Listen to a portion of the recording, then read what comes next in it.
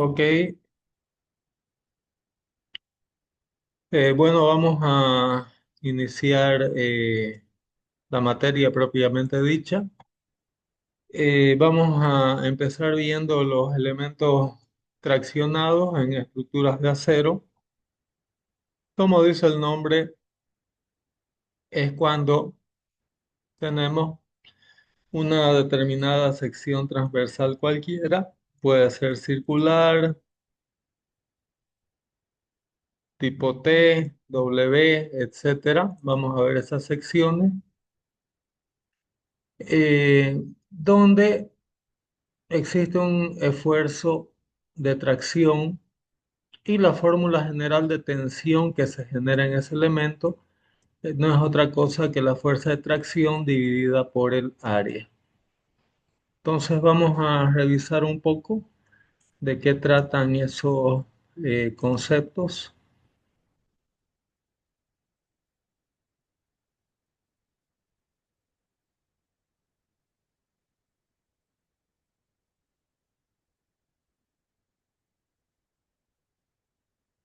Y aquí tenemos algunos ejemplos de dispositivos, ¿no? Sometidos a esfuerzos de tracción, comenzando por lo que son torones. Los torones son algo similar a las trenzas, muy usados, ¿no? En introducir preesfuerzos en el hormigón. Básicamente los torones son hilos de acero que se trenzan de manera helicoidal, ¿no? Alrededor de un hilo central. Y es muy común, ¿no? En pretensado usar los torones de 7 hilos, ¿no? Entonces aquí podemos ver ejemplos de elementos, ¿no? De acero sometidos comúnmente a tracción, como ser los torones. Pueden ser varillas, ¿no? De acero en sección circular con extremos ensanchados para poder la varilla ser enroscada a un sistema de tuerca y arandela para sujeción. Las barras en ojal o barras en ojo también es muy empleado. Eh, Esta geometría de los ojales, de acuerdo a la norma AISC, debe tener una geometría. Vamos a ver más adelante las exigencias de las AISC con respecto a barras de ojo. Y podemos tener placas con agujeros, ¿no? Y conectadas a pasadores con cubreplacas de refuerzo, donde aquí podemos ver el detalle del cubreplacas, ¿no? Entonces, estos son miembros de atención de alta eficiencia. Vamos a ver más adelante también estos elementos, qué secciones transversales acostumbran tener.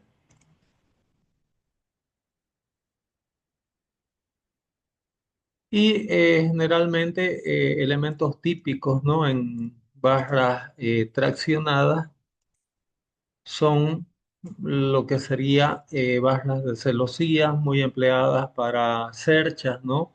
De cubiertas de techo, para cerchas también en puentes de grandes luces. Y estos elementos pueden, que vamos a ver, ¿no? Con diferentes secciones transversales, pueden desempeñar fuerzas, resistencia a la compresión como a la tracción. Si bien el efecto de compresión merece mayores cuidados, ya que elementos comprimidos pueden desarrollar pandeo, que va a ser un asunto que lo vamos a ver en próximas clases, ¿no? Con respecto a las formas de falla, ¿no? Que pueden darse eh, en elementos conectados a través de pasadores o por conexiones atornilladas, como pueden estar viendo acá, se puede dar la ruptura, la fluencia, ¿no? En la sección bruta. La sección bruta de un elemento traccionado es una sección que no tiene agujeros ni reducción de sección transversal. Entonces, en la sección neta se puede dar por efecto de fluencia,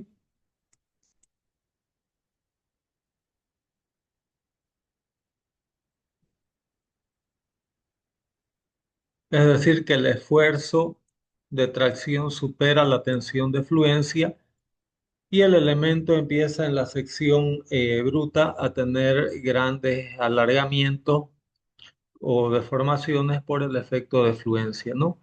Entonces, un modo de falla es porque se supera la tensión de fluencia del elemento en la sección bruta y este tiene grandes alargamientos. Y la otra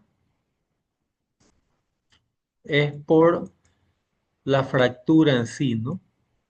Y esto se suele, las fracturas, obviamente, si el elemento tiene una reducción de sección por presencia de pasadores, tornillos, ¿no? En condiciones atornilladas, obviamente la fractura se va a dar porque en esta parte la tensión aplicada por la fuerza de tracción va a superar FU, donde FU vendría a ser mi tensión de límite de fractura.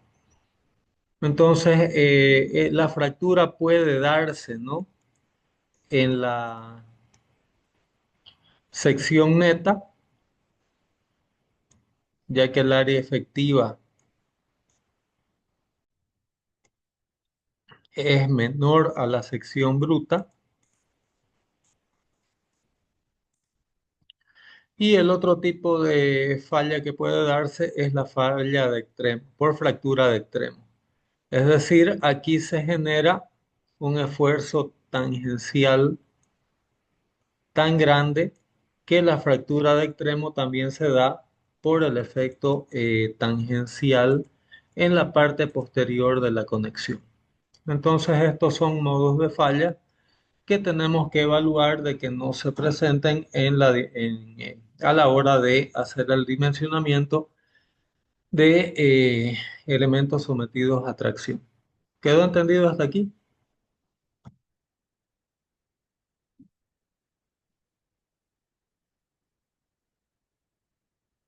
Bueno, el otro modo de falla es cuando la pieza es demasiado delgada y se puede dar algún movimiento, ¿no? O deformaciones relativas de la conexión, que es un modo un tanto más atípico de falla, pero sin embargo posible en elementos traccionados.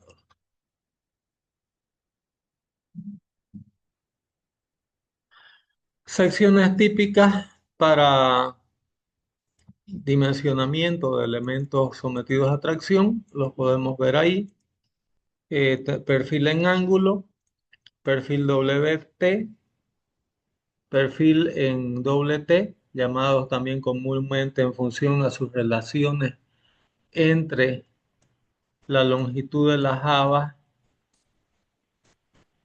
y la altura del perfil. En función a estas proporciones, el perfil puede ser de tipo W, tipo S o tipo M. El otro tipo de perfil es en sección tipo tubo, dobles angulares. Eh, el otro tipo es perfil de canal simple o también canal doble. Y perfiles armados, ¿no? Como pueden ver, este es un perfil armado formado por cuatro angulares o cuatro esquineros y dos chapas soldadas. También podría ser cuatro chapas soldadas. Es lo que se llama como perfiles armados o armaduras de plano doble fabricadas con placas y perfiles en ángulo. Entonces son algunas de las secciones transversales que se acostumbran usar en estructuras metálicas constituidas por elementos traccionados. ¿Entendido hasta aquí? ¿Alguna duda, pregunta?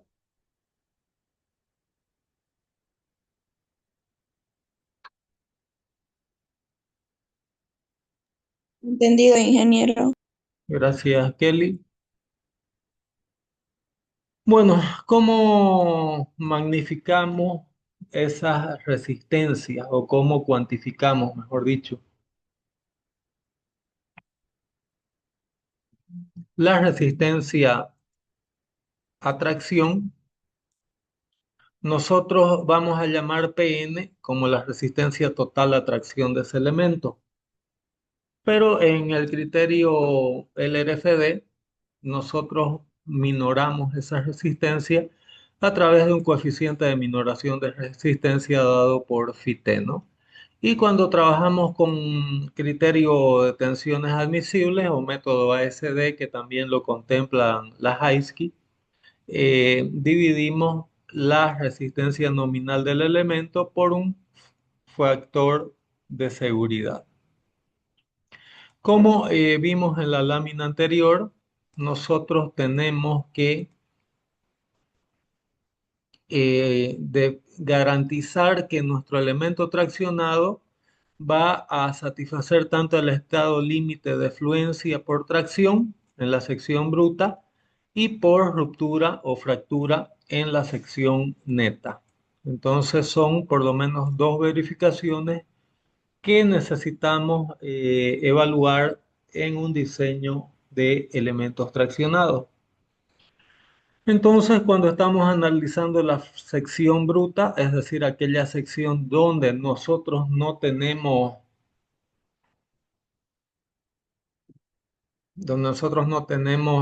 una reducción de sección por presencia de ojales, de tornillos o alguna reducción de sección transversal, la resistencia nominal está dada por la tensión de fluencia multiplicada por el área bruta. Y el coeficiente de minoración de resistencia para el RFD va a ser de 0,9 y en el estado de tensiones admisibles el factor de seguridad va a ser del orden de 1,67. Nosotros vamos a usar netamente el RFD, pero de todas formas aquí les voy dejando también los coeficientes por tensiones admisibles o valores ASD. En lo que respecta a las rupturas, en los casos donde estamos verificando la fractura, entonces la capacidad nominal en el área efectiva, nuevamente repito, el área efectiva es donde tenemos reducción de sección transversal. La capacidad nominal en este caso, a tracción, va a ser el producto de la resistencia última a tracción FU de mi material multiplicado por el área efectiva. Y en este caso, para el RFD, el coeficiente de minoración de resistencia lo tomamos como siendo 0,75 y el coeficiente de seguridad para el caso de estados admisibles lo tomamos como siendo igual a 2. Son fórmulas bastante sencillas, bastante simples. No sé si alguien tiene alguna pregunta hasta aquí.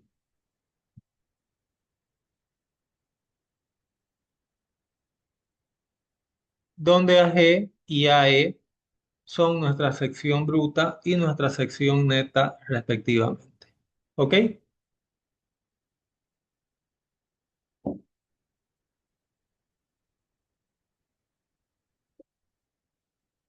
FY y FU van a ser nuestras tensiones de fluencia y FU la ruptura última a tracción de mi material.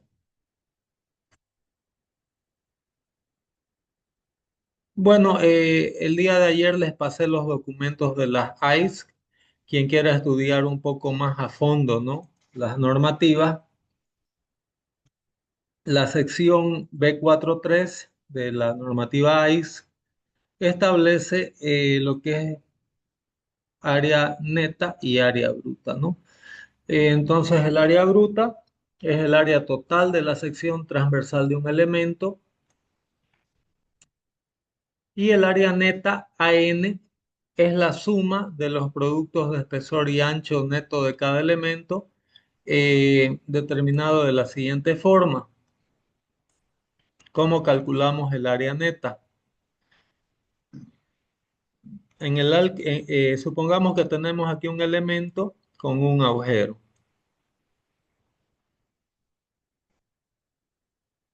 Entonces, para el cálculo del área neta, en el caso de diseño por corte y tracción de elementos de acero, el ancho del agujero puede ser el diámetro o a veces podemos tener agujeros tipo ojal o botón.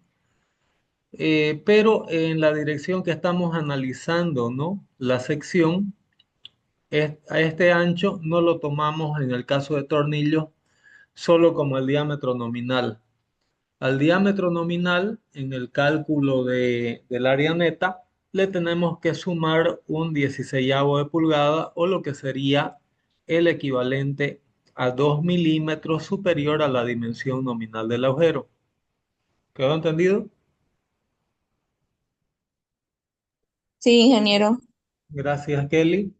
Entonces, si tenemos un agujero de diámetro nominal de 16 milímetros, al calcular del área neta tenemos que usarlo como 16 más 2 milímetros. ¿Ok? Y cuando tenemos una cadena de agujeros, supongamos que tengamos una conexión atornillada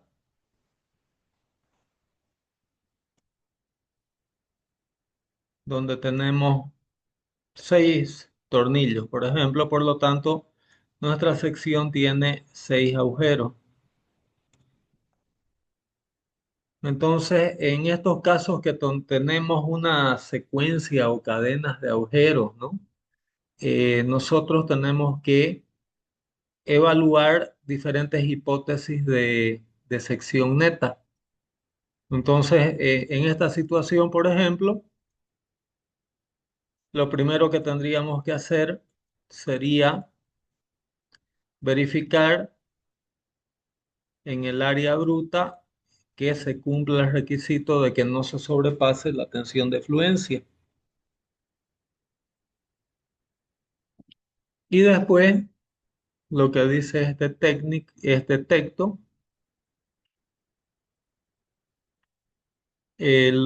nosotros tendríamos que evaluar una primera condición, por ejemplo, de esta sección transversal, descontando el área eh,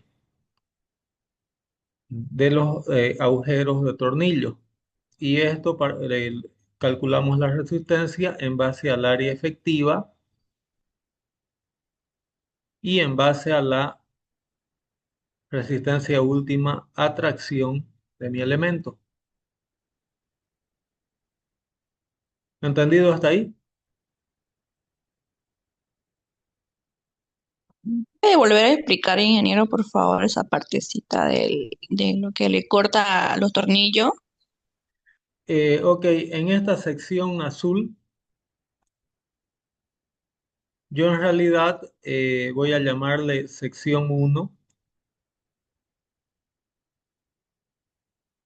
¿Cuál es el ancho real que yo voy a tener de resistencia en mi placa en mi sección 1? Si yo hago un corte, vamos a suponer que este sea el ancho.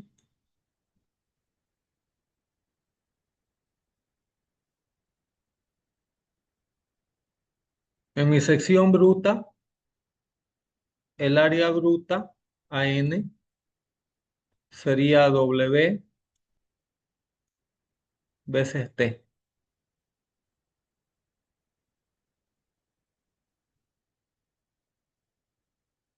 donde T es el espesor de mi placa. Por ejemplo, si estoy usando una placa rectangular, de sección rectangular. Creo que está entendido hasta ahí el área bruta. ¿Sí? Sí, Sí, ingeniero. ingeniero. Ok, pero ¿qué pasa en mi sección efectiva? Yo no puedo decir que el ancho resistente en la sección 1, ¿no? No puedo decir que el ancho resistente es W. ¿Por qué? Porque tengo estos tres huecos aquí, ¿no? Los voy a sombrear. Yo no puedo decir que estas áreas sombreadas resistan porque son agujeros, ¿sí? Sí, Entonces, suponiendo que estos agujeros tengan un diámetro nominal D, entonces aquí mi área efectiva va a ser ¿qué?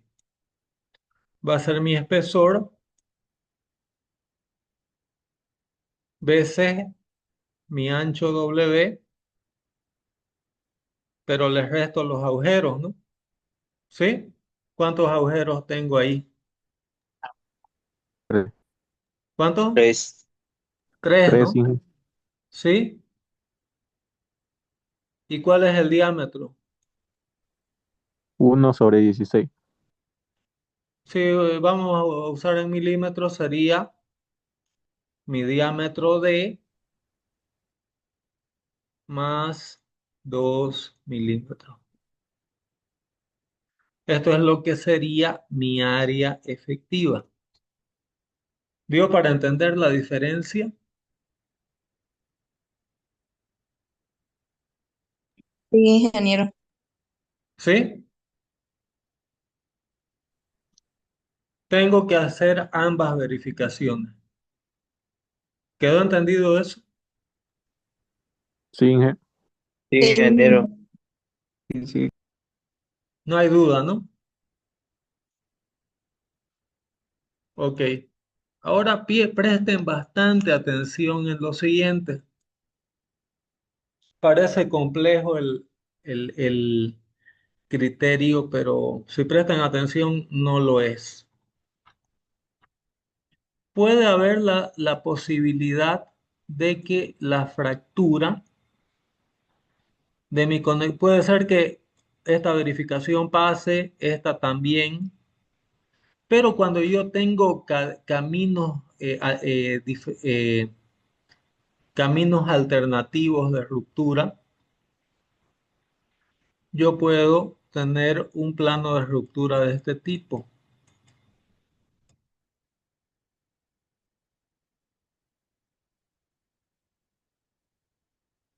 ¿Ustedes creen que puede darse este tipo de ruptura?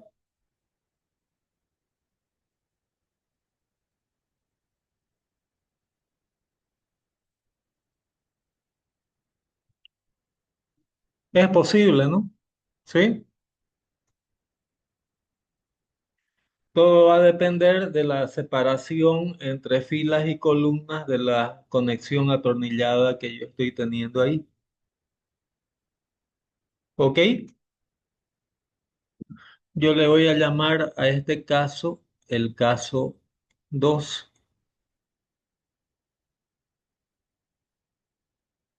¿Sí? ¿Y qué es lo que me dice este texto de aquí? Cuando tengo la posibilidad de líneas de ruptura en zigzag, como es la que estamos viendo aquí, que le voy a llamar caso 2, lo que yo hago es calcular el área efectiva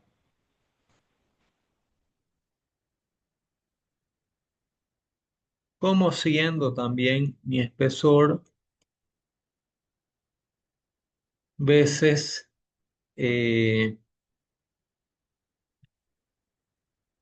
mi W menos 3, o le voy a llamar para hacerlo más genérica esta fórmula, menos el número de tornillos veces el diámetro de los tornillos más 2 milímetros, que dice la norma. Solo que a esto le voy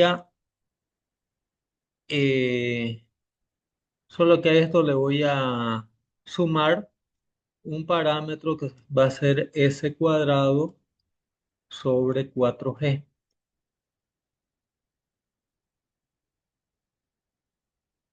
veces un parámetro que le voy a llamar aquí de N1. Y N1 es el número de trechos diagonales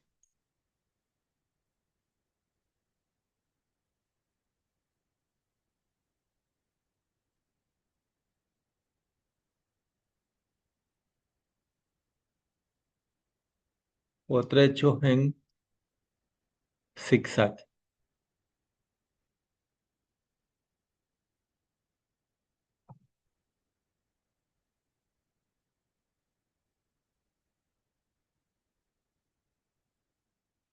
Entonces aquí el criterio es el mismo que el que estoy desarrollando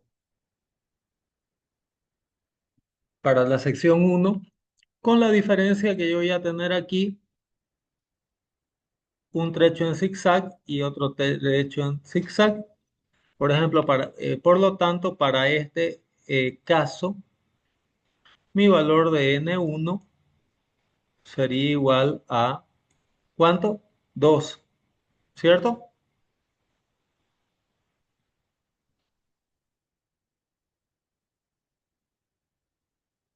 ¿Quedó entendido? Sí, ingeniero.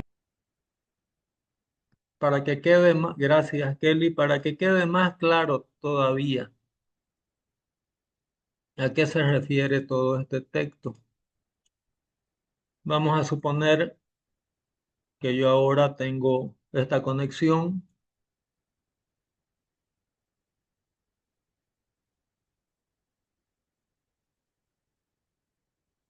con 5 tornillos por línea.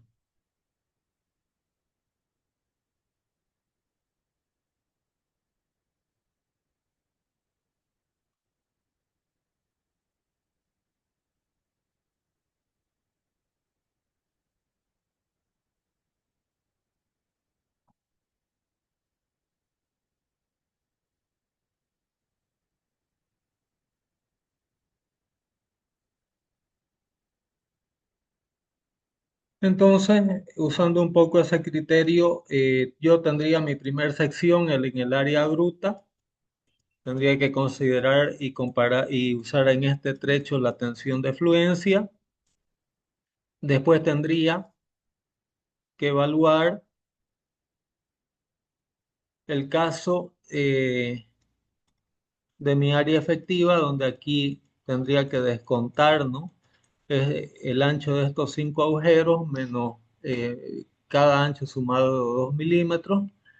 De ahí podría tener una superficie de ruptura,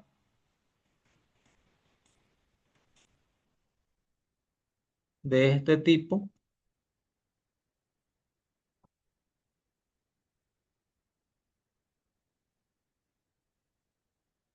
¿sí? Y aquí ya tendría, para este caso, tendría N1 igual a 3.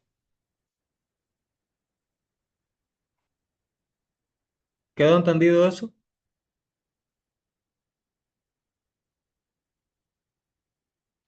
Sí, ingeniero.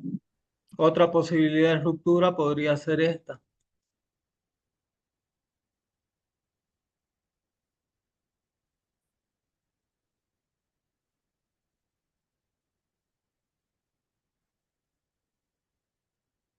Y aquí tendría uno, dos trechos diagonales, entonces N1 sería igual a 2.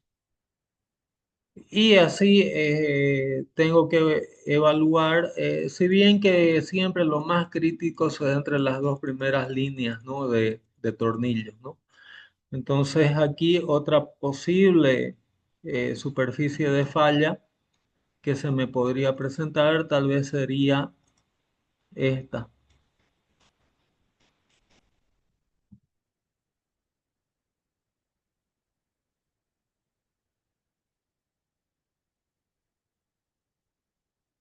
¿cierto? Ahí tendría también un valor. ¿Cuántas diagonales tendría en este caso la línea verde? Dos, Dos. ¿cierto? Sí, Entonces, cuando tengo estos sistemas de conexiones atornilladas con varias líneas, ¿no?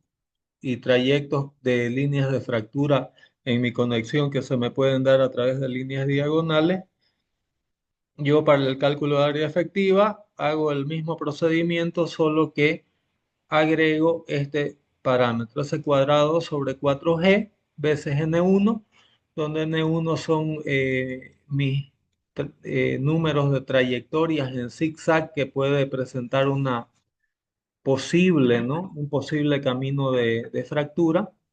Y en base a eso, yo calculo mi área efectiva. ¿Ok?